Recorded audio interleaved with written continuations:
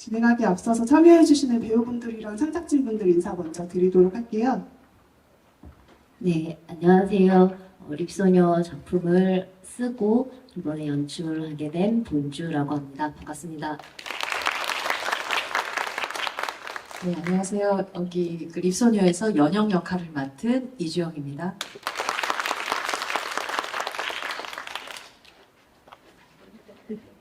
네, 안녕하세요. 립소녀에서 까이 역을 맡은 황민지입니다. 반갑습니다. 네, 안녕하세요. 립소녀에서 명무 역을 맡은 서성영입니다. 반갑습니다. 안녕하세요. 차경 문현정입니다. 감사합니다. 네, 안녕하세요. 립소녀에서 심화 역을 맡은 김현정입니다.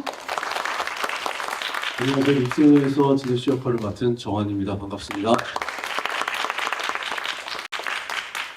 네, 아마 질문을 하시기에 좀 버퍼링이, 로딩이 걸릴 거라는 생각이 드는데요. 제가 앞서서 먼저 질문을 한두 가지 드려보고요. 그 사이에 천천히 이제 생각나시는 질문이 있다면 채팅방에 올려주시면 되겠습니다. 저는 사실 어제 공연을 보고 이제 오늘 관객과의 대화를 진행을 하는데요. 어제 공연을 보고 나서 그 공연에서 말하고자 하는 바들이 혹은 그 이야기들이 계속해서 생각이 나더라고요. 아마도 이야기가 완성되는 구조 자체가 굉장히 퍼즐이 많고 후반부로 갈수록 퍼즐이 맞춰지고 또 어떤 퍼즐들은 완전히 맞춰지지 않은 상태로 저희가 극장에서 빠져나오게 되는 것 같은데요. 그런 것들이 이제 돌아가는 길에 집에 가서 여러 가지 내가 발견하지 못한 퍼즐이 있었는지 혹은 이 퍼즐이 다 완성된다면 어떤 그림일지 같은 걸 계속해서 생각나게 만들었던 것 같아요. 립소녀는 아동학대 피해자인 까이와 그를 돕고자 하는 연영을 두 인물을 중심으로 그게 진행이 되는데요. 두 인물의 이야기가 앞서 말씀드린 것처럼 파편적으로 전달이 되고 무대에서는 사건화되지 않고 재현되지 않는 방식을 선택하셨어요. 관객들에게는 사실 어떤 면에선 조금은 불친절할 수도 있을 것 같은데요. 이야기를 이해하는 것 자체가 1차원적으로 이루어지는 게 아니기 때문에 그 퍼즐들을 완성하는 게 사람마다 다 차이도 있을 것 같고요. 그래서 이 작가로서 일단은 먼저 작가로서 이런 구조의 이야기를 선택하신 이유를 먼저 여쭤보고 싶습니다.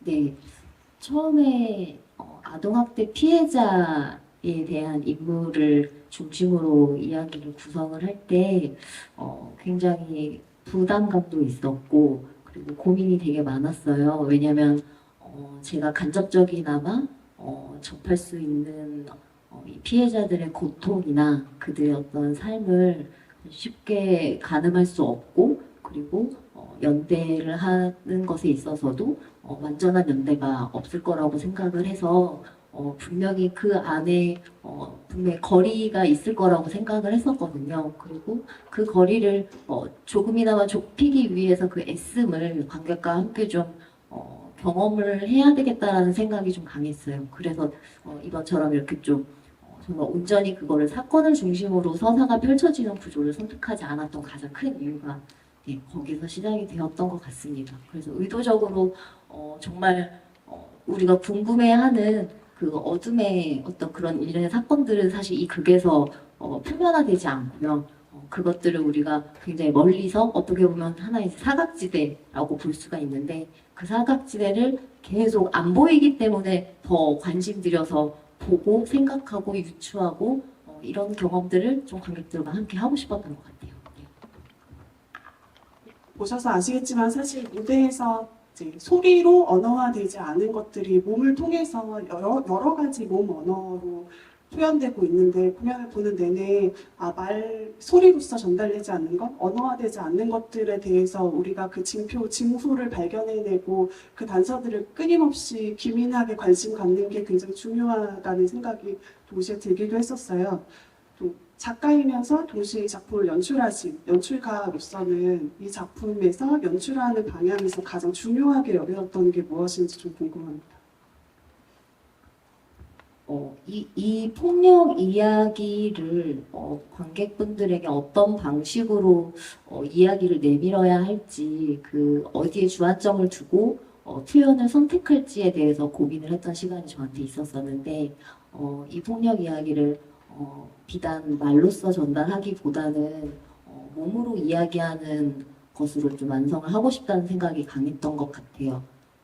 기억이나 폭력이나 트라우마나 이것들은 저는 몸이 기억한다라고 생각을 했었고, 그리고 누군가의 타인의 그 몸을 쉽게 이해할 수는 정말 없다고 생각을 했었거든요. 그래서 조금은 말로서의 언어보다는 몸의 언어를 통해서 조금은 더 인물들을 구현을 하고 싶다는 생각 때문에 이번 극을 좀 그렇게 만들게 되었습니다. 네.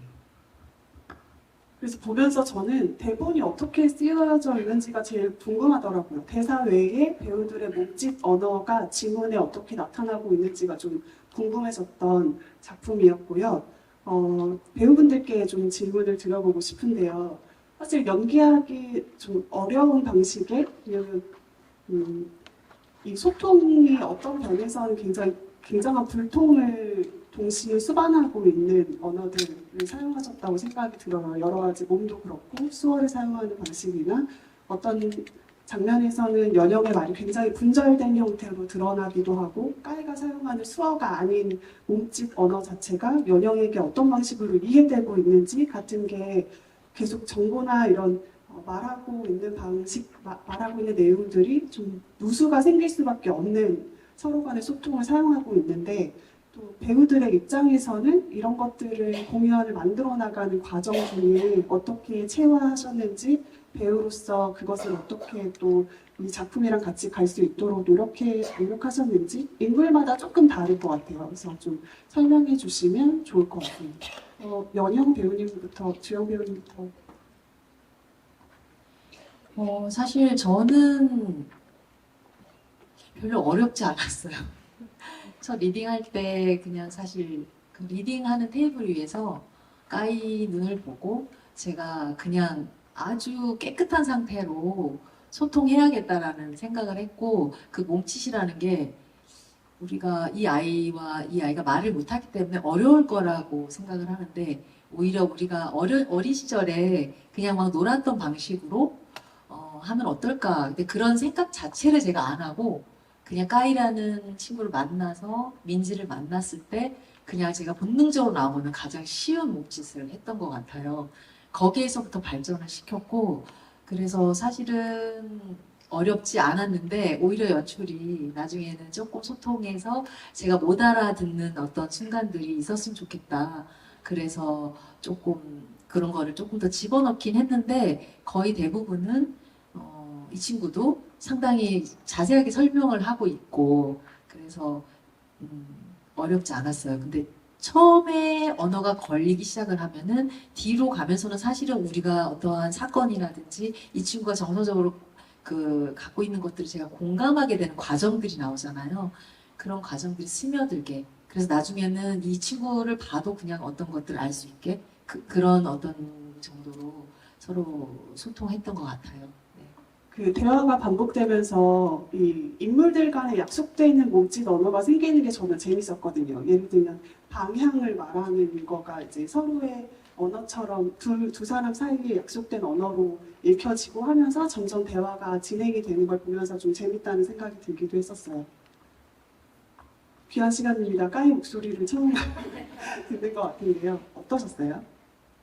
네, 저는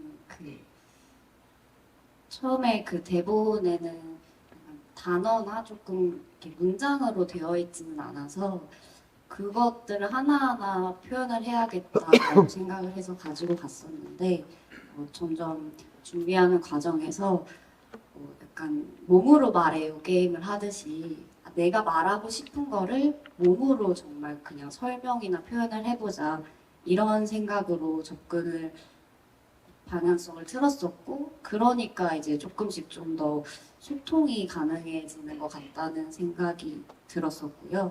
그리고 이제 연영 선배님과 이렇게 호흡을 맞춰가면서 정말로 저희만의 통하는 어떤 언어나 그런 기호들이 생기는 게 느껴져서 그래서 후반에 가서는 그런 몸짓 언어들을 표현하는 데 있어서는 크게 어렵지 않았고 또 제가 어떻게 표현했을 때 조금 더 상대방이 받아들여지고 읽혀지는지 그것들을 계속 고민하고 소통하는 과정이 있었어서 그렇게 준비를 했던 것 같습니다. 그 몸짓 언어 외에 다른 배우분들께 좀 궁금한 거를 질문을 드려보고 싶은데요. 사실 저는 어제 공연을 보고 나와서 제일 크게 이제 질문이 들었던 것 중에 하나가 데니 씨는 정말로 어떤 범죄를 저질렀는가? 데니 씨는 어떤 가해자인가?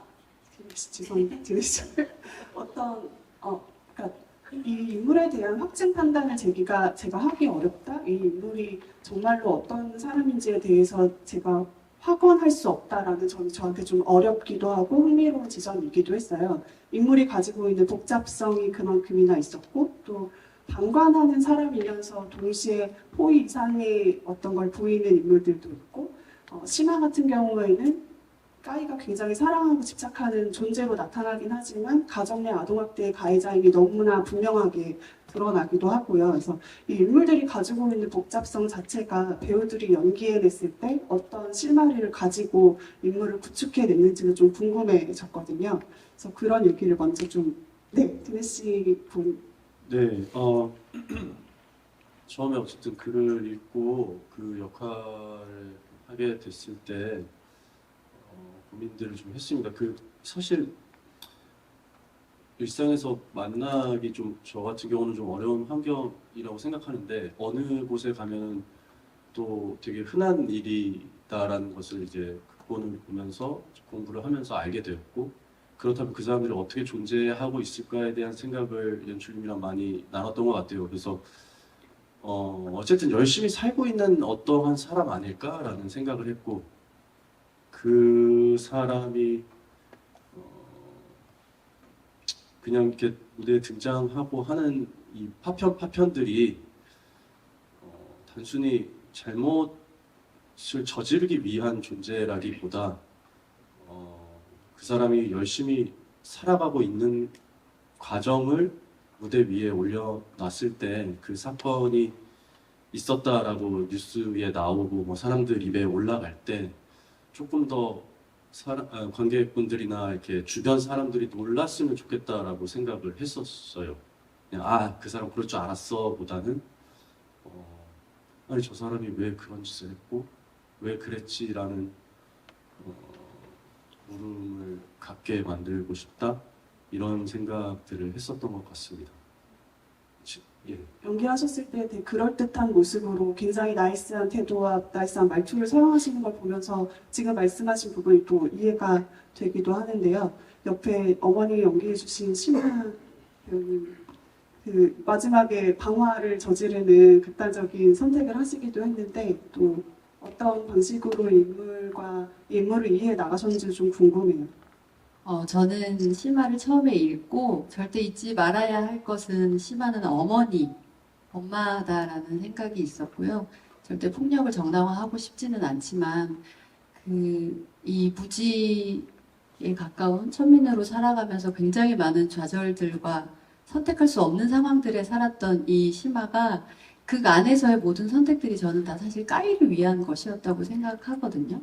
아동 노동이지만 담배밭을 운영하고 그리고 이 아이의 남들과 다른 몸을 모른 척이라고 보일 수 있지만 그냥 인정하고 그것을 신의 선택에 맡기고 그리고 디네 씨와 결혼을 하게 하고 이 모든 것들이 저는 실은 엄마로서 심화의 선택이었다고 생각하고 그것이 조금 누군가의 눈에는 잘못되어 보이고 누군가에게는 무지했고 누군가는 그것이 어머니로서 올바른 선택이 아니라고 하는 아주 많은 것들이 이 연영과 디네 씨가 흔드는 축이 되었기 때문에 제가 그 힘으로 방화까지 저질렀다고 생각해요.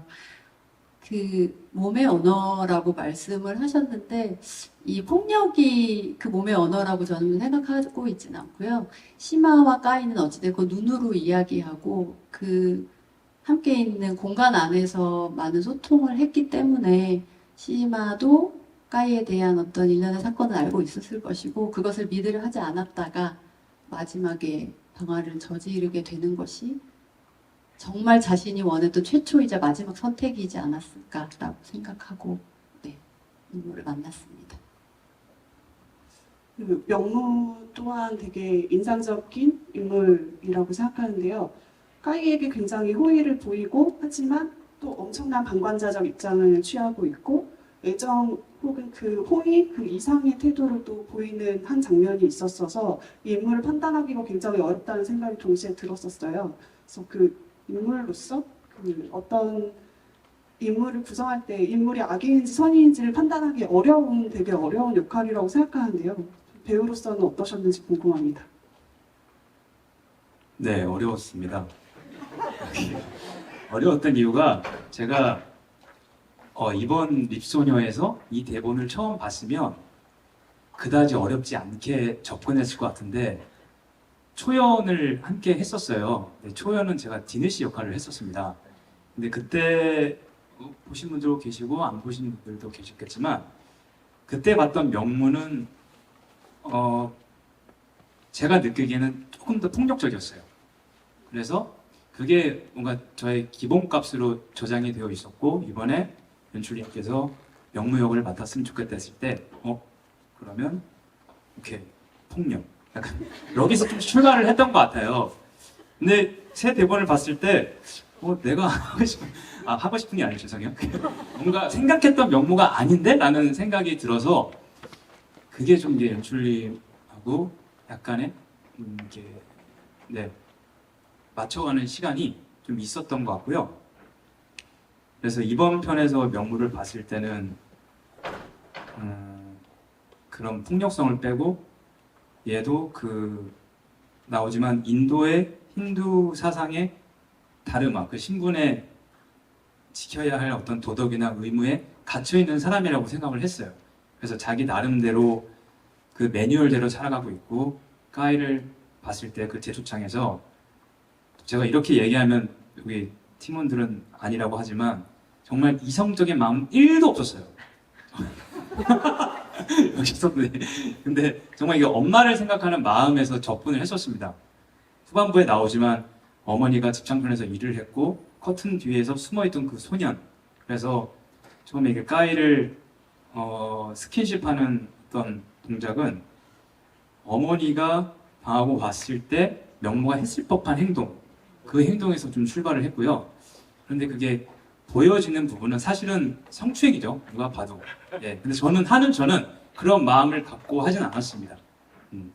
그래서 그 부분이 네 비춰지는 게 이게 과연 선한 마음인가 악한 마음인가 던져주면서 아직 말을 하고 있잖아요. 그래서 그게 좀 아리송하게 관객분들에게 던져주고 싶은 마음이었습니다. 쉽지는 않았습니다. 네. 명무에 많이 몰입하신 배우님의 설명을 잘 들어보았고요. 관객분들께서 질문들을 많이 남겨주고 계셔가지고 관객분들 질문을 읽어보도록 하겠습니다. 가급적이면 작품과 관련된 질문들을 먼저 던져볼게요. 작가님께 질문 드립니다. 아동학대가 한국 사회에서도 해결해야 하는 문제인데 극중 배경이 되는 국가를 한국이 아닌 인도로 설정하신 이유가 궁금합니다. 네, 최근에 저희 나라에서 아동학대로 굉장히 문제가 표면화되면서 이슈가 되었던 적도 있었고, 지금 현재 주변에서 일어나는 폭력에 대한 이야기를 하고 싶었던 것으로 시작을 했었는데요.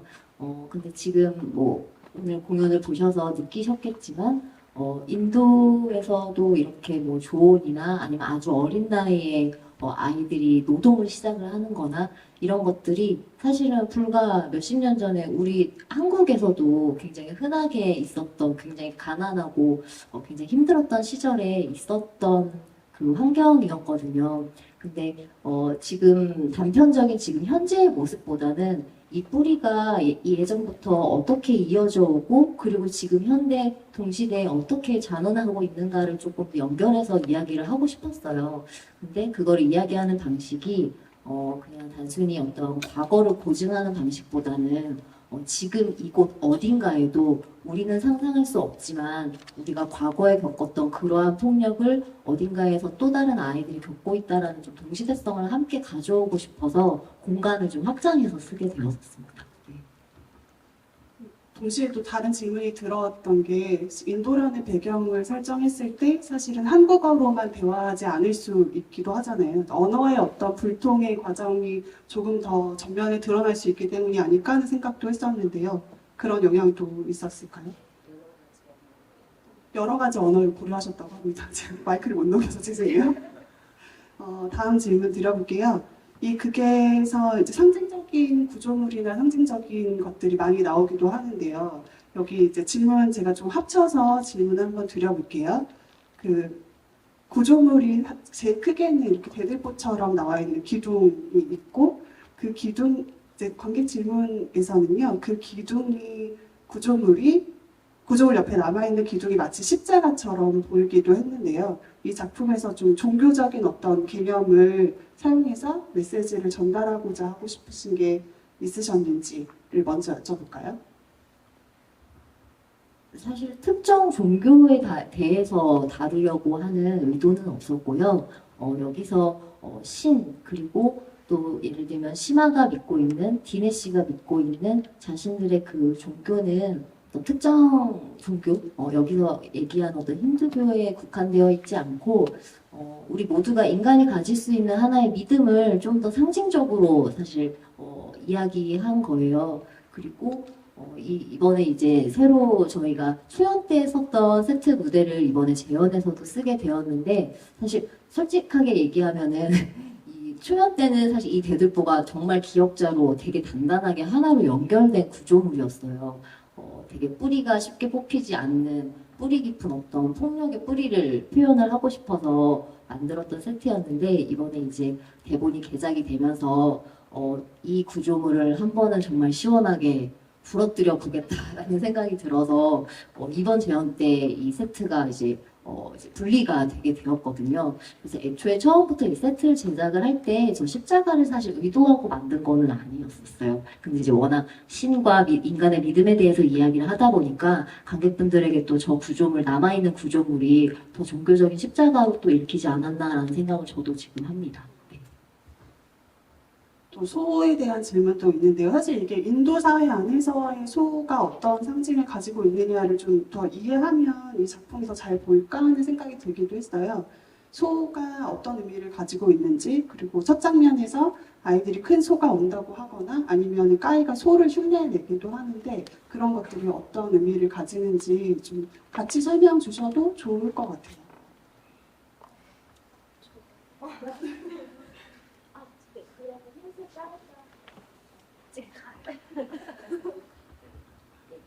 제가 원래 그 까이가 힌두어로 흰소라는 뜻이래요. 예, 약간 까와 카의 중간 발음인 카이라는 것이 힌두어로 이제 흰소라는 것에 조금 제가 착안을 해서 까이의 인물의 이름을 짓게 되었는데 인도에서는 이 소도 색깔이나 아니면은 이제 암컷 수컷에 따라서도 계급이 있대요. 그래서 암소의 흰소가 가장 신성시되고 그 누구도 건드릴 수 없는 굉장히 신과 거의 동격화되어 있는 존재로 이 사람들이 어떤 국민 감수성을 가지고 있다고 하더라고요.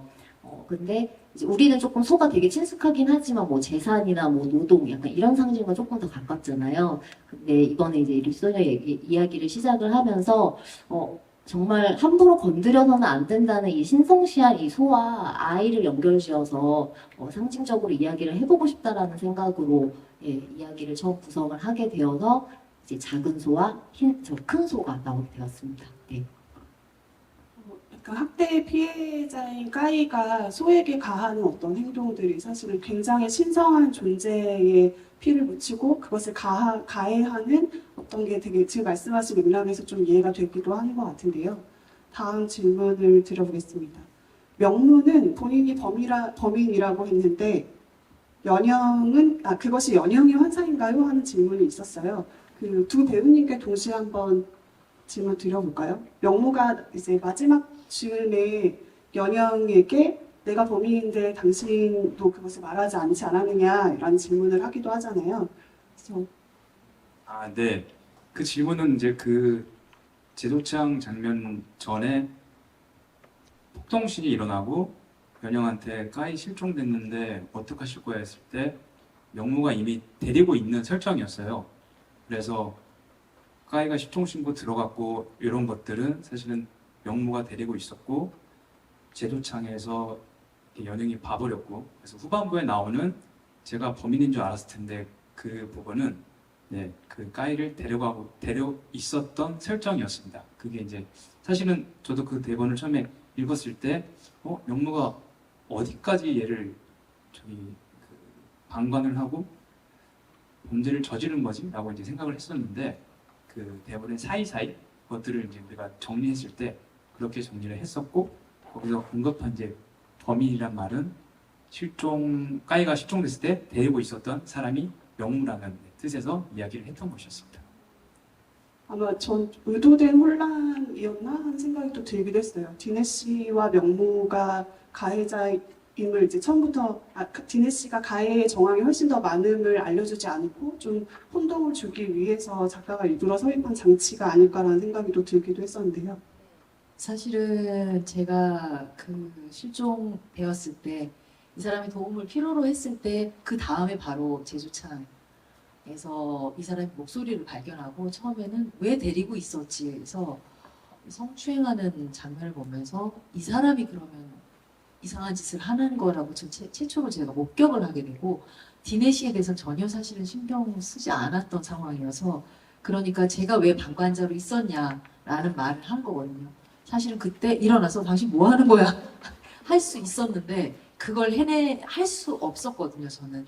그래서 그때만에 그게 관객들이 봤을 때는 명무가 분명히 실종됐을 때 얘를 데리고 있었고 뭔가를 지금 하고 있구나라고 연출이 이제 작가가 그렇게 지금 장치를 넣어두고, 연영한테는 그것이 과거의 저 실제로 해리된 나 자신의 기억을 조금 불러 나오게 하는 또 장치였거든요.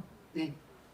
사실 명무 또한 계속 엄마의 어떤 과거의 일들을 숨어서 지켜보던 사람이고, 연영은 나중에 그것을 또 이렇게 관음까지는 아니지만 그것을 지켜볼 수밖에 없는 자신의 과거를 가지고 있는 트라우마를 가지고 있는 인물이었기 때문에 상호간에 그게 한번 교차되고 교환되는 순간이 오기는 했었던 것 같아요.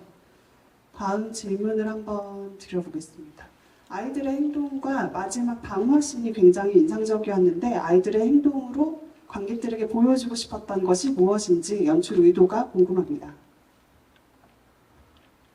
네, 저도 극 중에서 아이들이 굉장히 중요한 역할이라고 생각했던 이유가 바로 이 지점이었었는데요. 저희 립소녀에서 연영은 아동학대 피해자이기도 하지만 비록 지금 굉장히 고통의 힘든 시간을 이 극을 통해서 경험하지만 결국에는 생존자이기도 하거든요. 근데 연영이 이 인도에서 머물렀던 시간 이후에 다시 한국으로 돌아가서 앞으로 살아갈 어떤 삶을 그렸을 때 이 아이들은 사실은 연영 스스로는 자각하지 못했지만 연영 안에 계속 내재되어서 연영을 계속 두드리는, 그래서 결국에는 이 트라우마나 상처, 고통으로부터 스스로가 스스로를 이겨낼 수 있는 어떤 구원의 내면의 힘으로써 제가 이번에 아이들을 그리게 되었어요. 그래서 마지막에 아이들이 불과 싸우는 씬 같은 경우는 그 내면의 힘을 좀 더 극적으로 좀 더 관객들에게 보여주고 싶어서 들어가게 된 장면이었습니다. 네. 또 저는 어제 되게 인상 깊게 봤던 장면이 아이들이 고함치거나 절규하는 장면들이 처음에 다 녹음 처리되고 이 아이들의 목소리를 어른들이 듣지 못하는 장면들이 좀 인상 깊었어요. 그리고 그 아이들이 소리내는 유일한 순간이 연영의 환청이나 꿈을 통해서만 목소리가 이제 들려지는 것을 보면서 그런 것들이 좀 우리가 언어화되지 않은 아이들의 말을 어떻게 바라보고 어떻게 인지해야 하는가에 대해서 좀 질문을 낳기도 했던 것 같아요. 다음 질문을 드려보겠습니다. 명무에 대한 질문이 계속 이어지네요. 그 전에 명무에게 너무 또 질문이 쏠리면 섭섭하니까 다른 질문을 드려보겠습니다.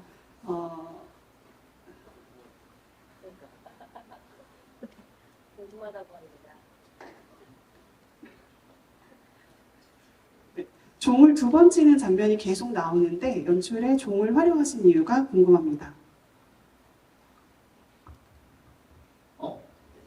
종은 저희 극에서 무대 안에서 이 인물들이 갖고 있는 믿음을 유일하게 상징하는 오브제였어요. 그래서 이제 여기서 인물들이 신에게 또는 하늘에게 어떤 내 마음의 어떤 신호를 보내는 하나의 수단으로서 그래서 심화와 그리고 그 밑에 있는 그것을 고스란히 또 학습하고 배우는 까이 그리고 또 우리는 쉽게 용서하지는 못하겠지만 또 디네시 이 인물들이 종을 치는 장면들이 계속 심어져 있습니다. 지금 수어에 관한 질문이 조금 나와서 같이 질문을 드려볼게요. 이 공연은 베리어프리 아르코에서 같이 베리어프리 공동 제작을 한 작품이기도 한데요. 지금 이제 자막이나 공연 중에 수어가 사용되는 건 사실 다른 언어의 사용으로 이해하기는 했지만 동인 관객이 많았고 수어 통역사 중에서도 농인이 계신 걸로 알고 있는데요. 작업 기간 중에 수어 통역 연습 기간이 있는지 또 장면 속에 수어나 몸짓으로 언어가 대체될 경우에는 수어 통역이 진행되지 않았는데 통역이 되는 기준이라는 게 있었는지 또 수어 통역사분들은 무엇을 보고 수어 타이밍을 맞췄는지 궁금합니다. 질문이 좀 많긴 한데요. 같이 좀 통합해서 대답해 주실 수 있으면 좋을 것 같습니다. 이번에는 사실은 저희가 이제 립소녀 대본을 먼저 수어팀과 공유를 하고요. 연습 과정에서도 사실은 굉장히 여러 번 이 대본이 수정이 되어서 수차례 사실 대본을 공유하고 그리고 이 대본을 같이 분석하고 번역하는 테이블 작업 기간이 오히려 더 많이 시간을 보냈던 것 같아요. 그리고 지나갔다. 그리고 네. 그리고 여기서 그 테이블 작업이 길어졌던 이유가 사실 극 중에서 이제 여러 형태의 언어가 나오다 보니까 이게 전체 립소녀를 관람을 하시는 관객분들은 탈락된 정보값을 선택적으로 이제 받게 되시는데 그 경험을 어디까지 선택해서 또 전달을 할 것이냐에 대한 고민을 기준으로 이야기를 많이 나누게 되었어요. 그 대표적인 예로 연영과 예를 들면 까이가 몸짓으로 서로의 언어가 되게 다르고 사실 소통하기가 굉장히 힘든 관계로 처음 만남을 시작을 했을 때 정말 바디랭귀지로 몸짓으로 이야기를 하는 씬들이 있는데 이거는 어떤 수어가 아니라 정말 되게 직관적으로 몸에서 나오는 첫 번째 이들의 언어였었거든요. 그래서 이거는 관객들이 정말 이 인물들에게 집중하고 이 인물들의 눈이나 손짓, 발짓이나 몸에 집중을 했을 때 그 뉘앙스나 메시지를 읽어낼 수 있는 언어였기 때문에 의도적으로 이거에 대한 어떤 언어에 대한 정보는 수어로 번역을 하지 않았었습니다. 네네. 답변이 되셨을지 모르겠네요. 다음 질문인데요. 연영이 마지막 숫자를 100까지 세는 장면이 굉장히 인상적이었는데 연영 배우님은 어떤 감정으로 연기를 하셨는지 궁금합니다. 아마 되게 동일한 어떤 쾌감이라고 감히 말할 수 있을 건지는 모르겠는데요.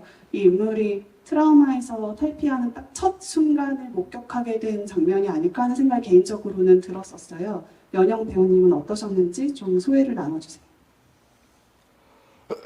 끊임없이 연영을 인도에 도착을 해서부터 시작이 된 저의 분열된 그 해리된 아이들이 나와서 끊임없이 숫자를 얘기하고 파편적으로 얘기를 하는데 결국 제 입으로 맨 마지막에 그 숫자를 내뱉었을 때는 저는 그것이 이제 시작이라는 생각을 했거든요. 근데 100을 내뱉는 게 피해 당시에는 너무 힘든 일이었는데 그거를 재현하는 것보다는 그 숫자를 말할 수 있는 용기가 생겼다. 100을 얘기하면 세상이 그러니까 말하는 동안 고통스럽고 말을 한 다음에도 고통스러웠던 연영이었다면 그 말을 100을 내뱉고 이제 나를 진짜 그 안에 있던 잊지 않아야 될 그 나를 진짜 만나보는 헬이 되어서 다시 만나지 않고 꺼내지 않았던 그 아이를 이제 진짜 만나는 거예요.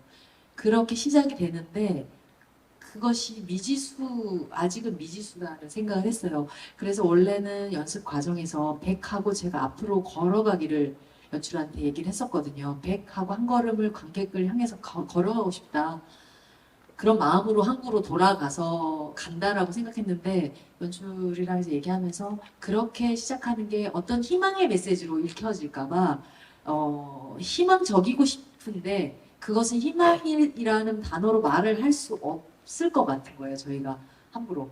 그래서 이제 무언가 시작이 되는데 그 상태는 어떨지 모르겠다. 그래서 어떠한 거를 제가 막 설정해놓고 96, 97을 하지 않고 이 모든 공연을 관통한 내가 연영이 이제 기차 소리가 점점 나를 고통스럽게 하는 그 기차 소리 가운데에서 그 숫자를 내뱉어 보는 거예요. 네, 그렇게 접근을 했던 것 같습니다. 답변 감사합니다. 재밌는 질문이 있어서 드려볼게요. 명문은 제조창에서 까이와의 장면을 성추행이 아니라 과거에 엄마에게 했을 법한 행동이라고 역할에 몰입한 상태로 말씀해 주셨는데요. 그런데 그 까이의 생각은 어떠한지. 근데 좀 재밌는 관점이라고 생각한 게 어쨌든 잠정적 가해 혹은 그렇게 보이는 어떤 상태를 연기하고 역할로서 그렇게 말씀을 주셨는데 그것을 당하고 있던 까이는 어떠했는지 설명해 주실 수 있을까요?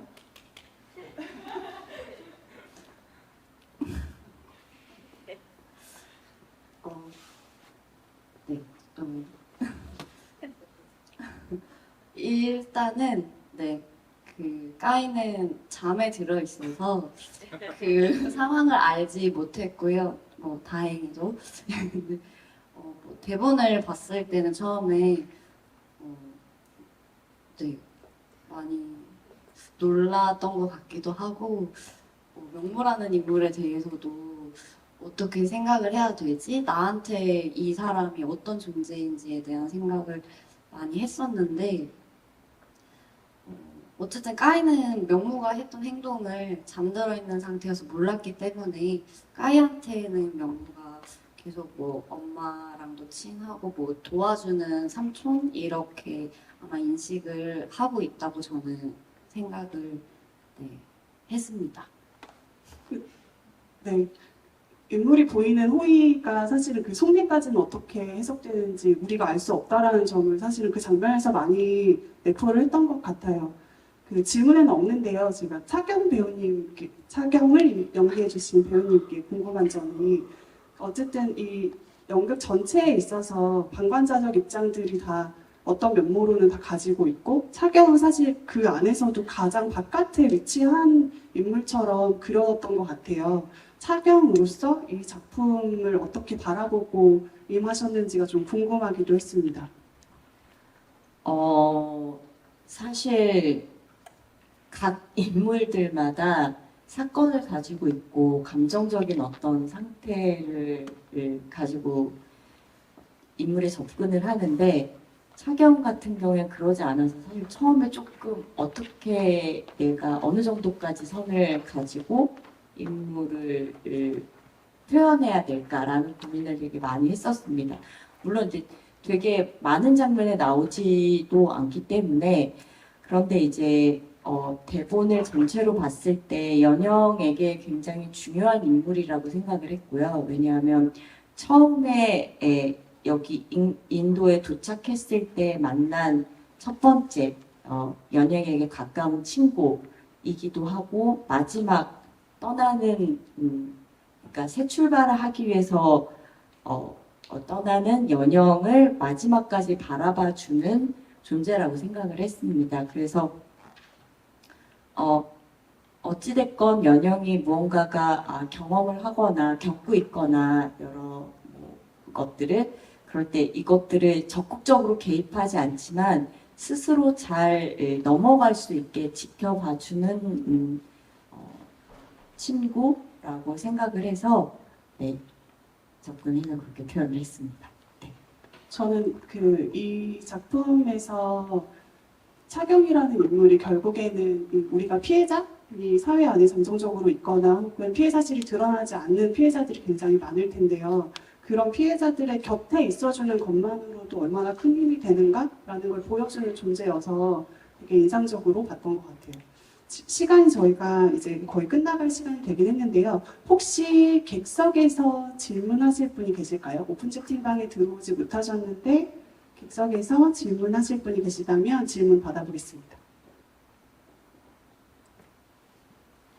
없으시다면 마지막 질문을 채팅방에 있는 걸로 질문 드려볼게요. 2번이나 질문 주셔서 꼭 물어봐 달라는 의미인 것 같아서 제가 여쭤보겠습니다. 희한한 믿음이라는 워딩이 굉장히 인상적으로 다가왔습니다. 인물들의 각기 다른 믿음을 통해 관객이 생각했으면 하는 어떤 맹점이 있는지 궁금합니다.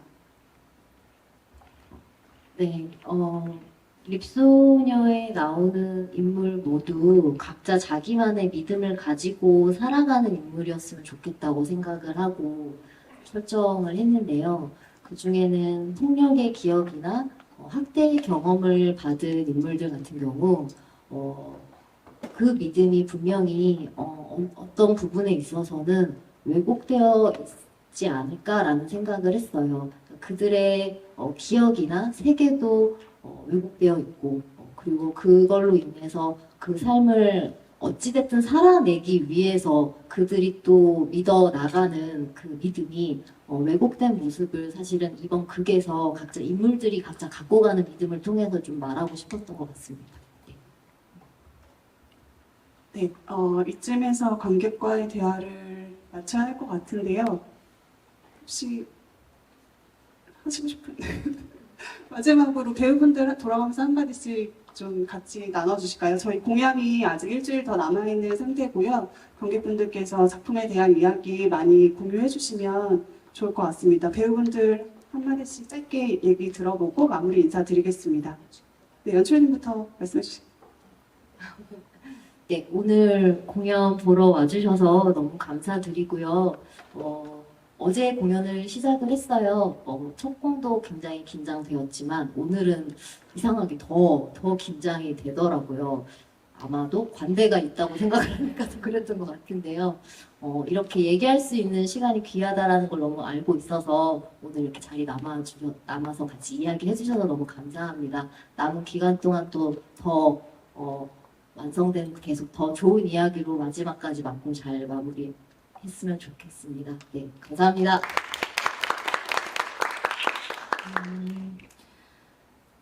이제 여름이 끝나가고 가을이 올 텐데요. 이 작품을 하면서 피해 당사자들에 대해서 제가 감히 가늠할 수 없는 어떤 것들 상상하기도 힘들고 이 대본 안에서 이루어진 현실을 맞닥뜨리면서 정말 하나하나 들여밟으면서 이 공연을 지금 준비했고 그리고 이 공연하는 실시간 동안에 연영을 살아가면서 정말 이 공연은 지금 말하는 이 순간에도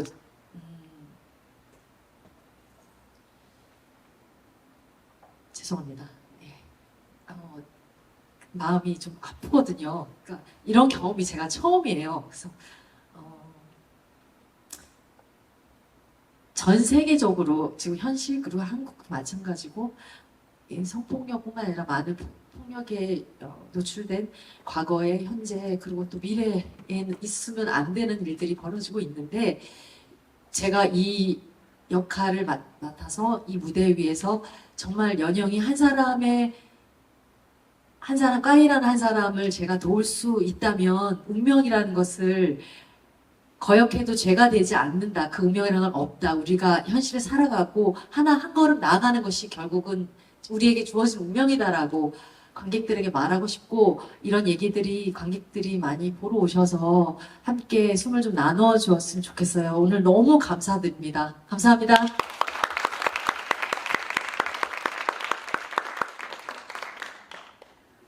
네, 시간 내서 먼 길 보러 와주셔서 정말 감사합니다. 저는 립소녀가 담고 있는 그리고 말하고자 하는 메시지가 정말 중요한 작품이라고 생각이 들거든요. 그래서 저는 정말 많은 분들이 보러 와주셨으면 좋겠고 또 작품을 준비하면서 여러 가지 서치나 이런 것들을 통해서 제가 느꼈던 거는 한 사람 한 사람이 어떤 거를 해결하고 도와줄 수 있는 건 없는데 그것을 알고 그냥 관심을 가지는 것 자체에서 큰 힘이 되고 거기서부터 시작이 된다는 걸 많이 느꼈어요. 그래서 이 작품이 그런 메시지들을 좀 관객분들께 전달할 수 있는 작품이 될 수 있으면 좋겠고 남은 공연 기간 동안에 더욱더 잘 준비를 해서 좋은 공연 보여드릴 수 있도록 하겠습니다. 정말 감사합니다. 공연이 짧지 않은 시간이었고 약간은 무거운 소재인데 이렇게 관객과의 대화까지 여러분 남아주셔서 저 너무 감사해요. 정말 우리 선생님 열심히 할게요. 감사합니다. 열심히 들어가세요. 같은 말을 하려고 했는데 명언가 있습니다. 네. 숨죽여서 같이 호흡하고 네, 배우들과 같이 공연을 봐주신 관객 여러분 너무 감사드리고요. 지금 이 무대에는 없지만 같이 이 무대에서 뜨겁게 같이 연연과 호흡한 아이들이 있습니다. 이 아이들과 너무 열심히 준비했기 때문에 응원하러 많이 또 소문 내주시고 공연이 마지막까지 잘 마칠 수 있도록 네, 많이 주변에 얘기해 주시면 감사하겠습니다. 오늘 너무 감사했습니다. 좋은 말씀 많이 해주셨고요. 긴 시간 함께 해주셔서 감사하고 이렇게 관객과의 대화까지 함께 해주셔서 감사합니다. 저희의 연극이 그저 연극, 잘 쓰여진 이야기가 아니라 현실에 있고 지금도 어딘가에 있다는 것을 저도 절대 잊지 말아야겠다고 생각했는데 여러분들도 한 번 더 기억해 주셨으면 좋겠고요. 열심히 만든 립소녀 입소문 좀 많이 내주시면 감사하겠습니다. 감사합니다. 네, 앞에서 제가 생각한 얘기들을 다 네, 진짜 긴 시간 함께 해주셔서 너무 감사하고 또 저희뿐만 아니라 아이들도 있고 또 뒤에서 이렇게 우리 토요사 선생님 너무 대단하신데 제가 계속 보고 있었거든요. 저희 공연 때도 많은 분들이 뒤에서 이 이야기를 모아주고 계세요. 아까 연영 선배님께서 말씀하신 것처럼 이런 이야기들이 조금 더 많이 퍼질 수 있으면 정말 좋겠습니다. 함께 해주셔서 너무 감사합니다. 그런 시간 함께 해주셔서 감사하고요. 이상으로 립소녀 관객과의 대화 마치도록 하겠습니다. 조심히 들어가세요.